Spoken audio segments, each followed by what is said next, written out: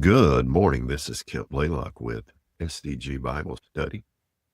That's the SOLI DEO GLORIA Bible Study coming to you on this Wednesday morning, July the 30th, 2025. I hope everyone is doing well as we're hitting midweek and are excited to be up and about this morning and continuing in the reading from the Everyday Gospel, a daily devotional by Paul David Tripp.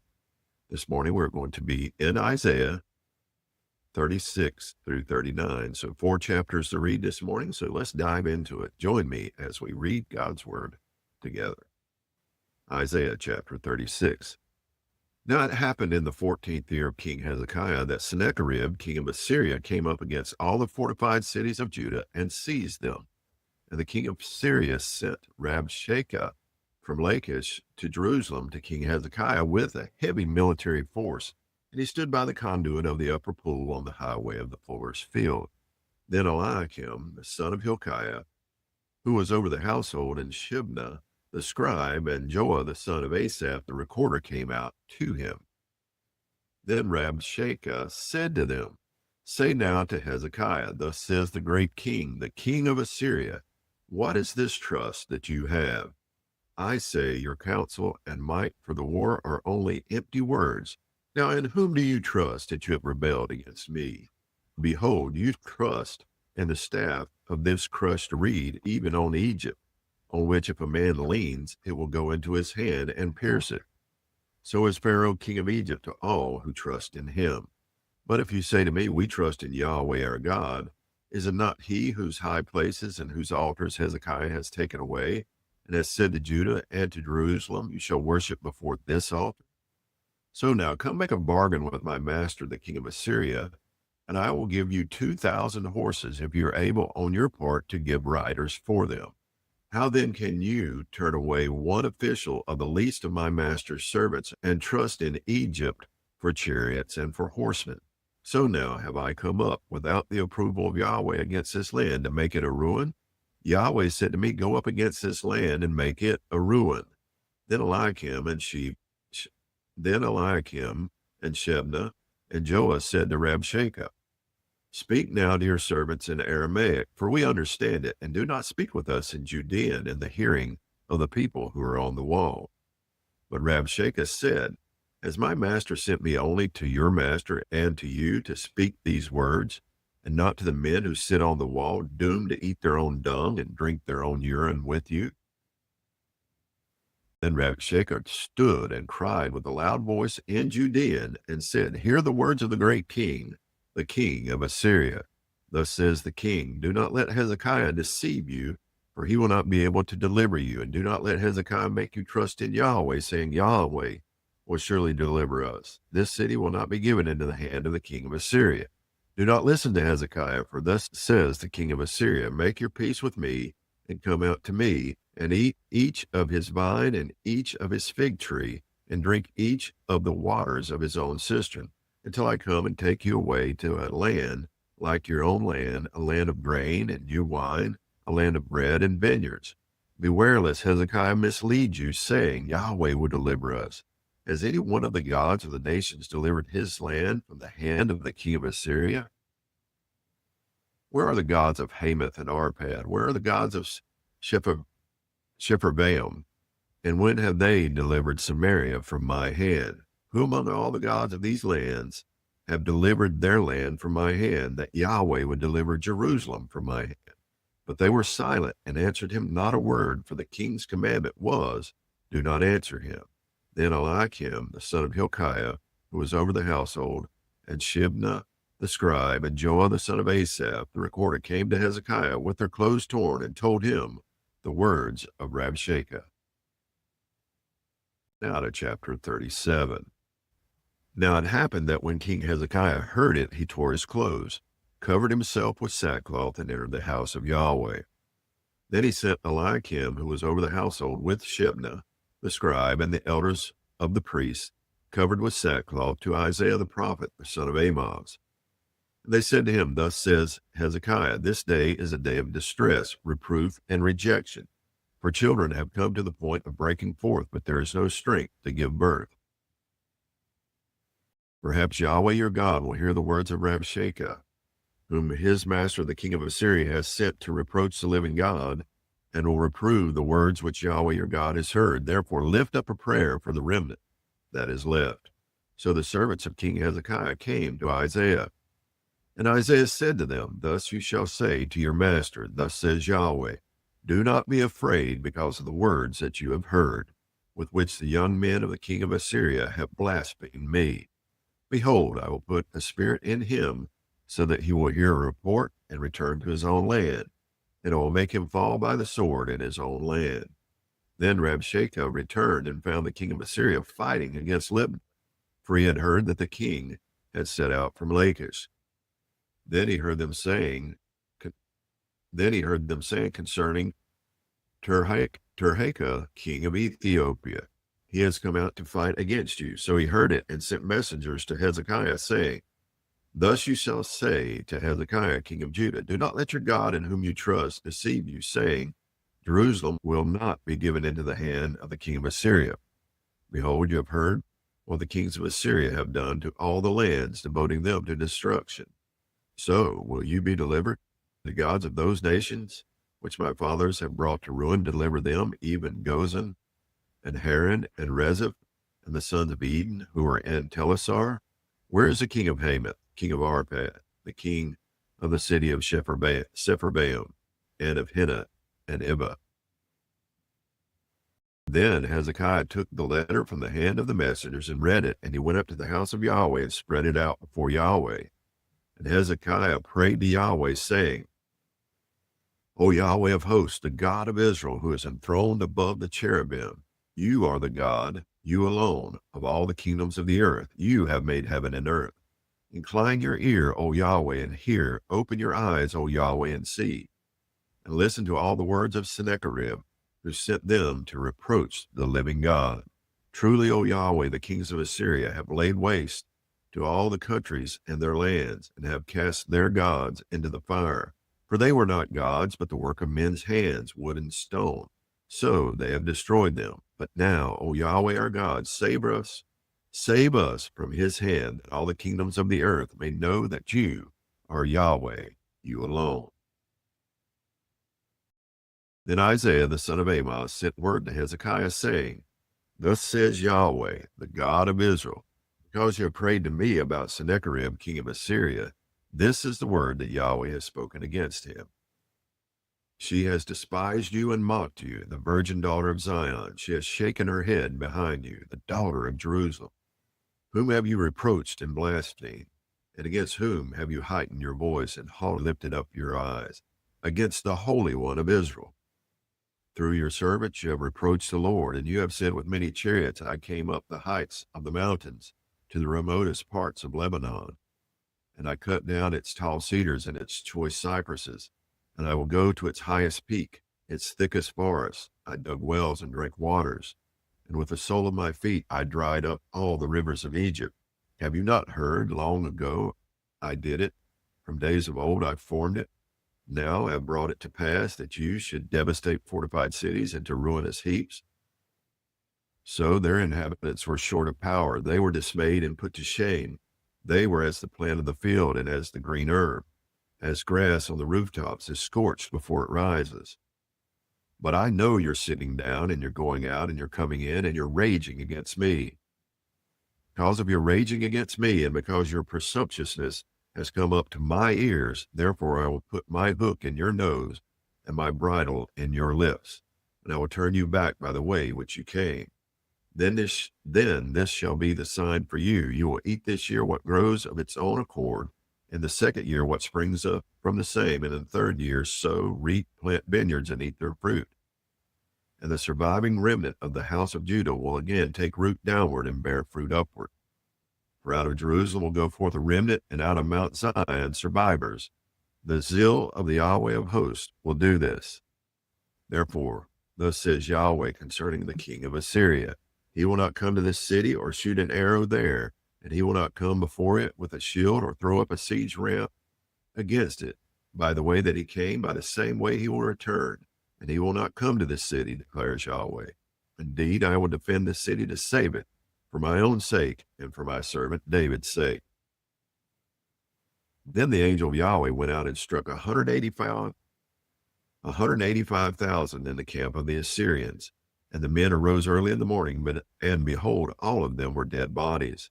So Sennacherib, king of Assyria, set out and returned home and lived at Nineveh. Now it happened that as he was worshiping in the house of Nisroch his god, Adremelech and Sharezer, his sons, struck him down with a sword, and they escaped into the land of Ararat, and Esarhaddon his son became king in his place. Now to chapter 38. In those days Hezekiah became ill to the point of death, and Isaiah the prophet, the son of Amoz, came to him and said to him, Thus says Yahweh, set your house in order, for you shall die and not live. Then Hezekiah turned his face to the wall and prayed to Yahweh, and said, Remember now, O Yahweh, I beseech you, how I have walked before you in truth and with a whole heart, and have done what is good in your sight. And Hezekiah wept greatly. Then the word of Yahweh came to Isaiah, saying, Go and say to Hezekiah, Thus says Yahweh, the God of your father David, I have heard your prayer, I have seen your tears. Behold, I will add 15 years to your life, and I will deliver you and this city from the hand of the king of Assyria, and I will defend this city. Now this shall be the sign to you from Yahweh, that Yahweh will do this word that he has spoken. Behold, I will cause a shadow on the stairway, which has gone down with the sun on the stairway of Ahaz, to go back 10 steps. So the sun's shadow went back 10 steps on the stairway on which it had gone down. A writing of Hezekiah, king of Judah, after his illness and recovery.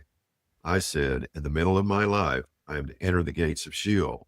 I am to be deprived of the rest of my years. I said, I will not see Yah, in the land of the living. I will look on man no more among the inhabitants of the world. Like a shepherd's tent, my dwelling is pulled up and removed from me. As a weaver, I rolled up my life. He cuts me off from the loom. From day until night, you make an end of me. I soothe my soul until morning. Like a lion, so he shatters all my bones. From day until night, you make an end of me. Like a swallow, like a crane, so I chirped. I moan like a dove. My eyes look wistfully to the heights. O Lord, I am oppressed by my security. What shall I say? Indeed, he has spoken to me, and he himself has done it. I will wander about all my years because of the bitterness of my soul. O Lord, by these things men live, and in all these is the life of my spirit. O restore my health, and let me live. Behold, for my own well-being, I had great bitterness. But it is you who has held back my soul from the pit of nothingness. For you have cast all my sins behind your back. For Sheol cannot thank you. Death cannot praise you. Those who go down to the pit cannot keep watch for your truth. It is the living who give thanks to you, as I do today. The Father makes known to his sons about your truth. Yahweh is here to save me, so he will play my songs on string instruments all the days of your life at the house of Yahweh. Now, Isaiah had said, Let them take up a cake of figs and apply it to the bull, that he may live. Then Hezekiah had said, What is the sign that I shall go up to the house of Yahweh? And now to chapter 39. At that time, Merodach Baladan, son of Baladan, king of Babylon, sent letters and a present to Hezekiah, for he had heard that he had been sick and was growing stronger. And Hezekiah was glad about these things, and showed them all his treasure house, the silver and the gold and the spices and the good oil, and his whole armory, and all that was found in his treasuries. There was nothing in his house nor in all his dominion that Hezekiah did not show them. Then Isaiah the prophet came to Hezekiah and said to him, What did these men say, and from where have they come to you? And Hezekiah said, They have come to me from a far country, from Babylon. And he said, What have they seen in your house? So Hezekiah said, They have seen all that is in my house. There is nothing among my treasuries that I have not shown them. Then Isaiah said to Hezekiah, Hear the word of Yahweh of hosts. Behold, the days are coming when all that is in your house and all that your fathers have treasured up to this day will be carried to Babylon. Nothing will be left, says Yahweh. And some of your sons who will issue from you, whom you will beget, will be taken away, and they will become officials and the palace of the kings of Babylon. Then Hezekiah said to Isaiah, the word of Yahweh which you have spoken is good. For he said, for there will be peace and truth in my days. That's going to conclude our reading from the biblical text. Now for our devotional reading. God answers our prayers not because we are worthy, because he is a God of grace and is zealous for his own glory. I probably couldn't get an audience with the President of the United States at the White House, no matter how hard I tried. In fact, I probably couldn't get an appointment at City Hall. These people of power, where decisions are made that affect my life in many ways, are for the most part closed to me. No one there wants to hear me talk about what I need. No one there is open to my opinion or cares for me personally. When it comes to the rooms of human power where significant decisions are made, no one hears me when I cry out. In those places, the life and cares of Paul Tripp mean little. Such is life for most of us. But without even rising from the place where I am now seated, I can speak the King of Kings, the one who made and rules this world. He hears every word, knows me, understands me, cares for me, and always answers. He is never too busy, too distracted, or too disappointed in me to hear and answer. In the places of human power, I am not received or heard because those leaders have no incentive to receive or hear me. Yet the ruler of the universe welcomes me whenever and wherever I cry out. I come into his presence without an appointment and without having to argue for my worthiness. Why would God ever listen to my prayers? In Isaiah chapter 37, King Hezekiah receives a letter that mocks God's presence, power, and promises. The king doesn't respond, but spreads the letter out before the Lord and prays. O Lord of hosts, God of Israel, enthroned above the cherubim, you are the God, you alone, of all the kingdoms of the earth. You have made heaven and earth. Incline your ear, O Lord, and hear. Open your eyes, O Lord, and see. And hear all the words of Sennacherib, which he has sent to mock the living God. Truly, O Lord, the kings of Assyria have laid waste all the nations and their lands, and have cast their gods into fire. For they were no gods, but the work of men's hands, wood and stone. Therefore they were destroyed. So now, O Lord our God, save us from his hand, that all the kingdoms of the earth may know that you alone are the Lord. Isaiah chapter 37, verses 15 through 20. What gives Hezekiah the confidence to rush into God's presence and ask for his help? There's no indication that he appeals to his own righteousness. He comes to God trusting in his covenant promises, and he appeals to God's zeal for his glory to be known. Our confidence in prayer is the same as Hezekiah's. It's based not on who we are, but on who God is and what he has promised his children. And that is going to conclude our devotional reading this morning and our reading from the text. And it is a great thought this morning to know that we have a God, the creator of this universe, the one who sits seated on the throne in heaven, who spoke this world into existence, this universe into existence, cares for me and knows me and is concerned about my welfare and what I am doing today and hears my prayers. Is not disappointed in me and wants a better relationship with me that I hinder most of the time. What a beautiful and gracious and long-suffering and loving God we serve. Do you love him this morning? Do you worship him? I pray that you do. Pray that you give him glory today as you go out and through your day. Have a blessed day. Soli Deo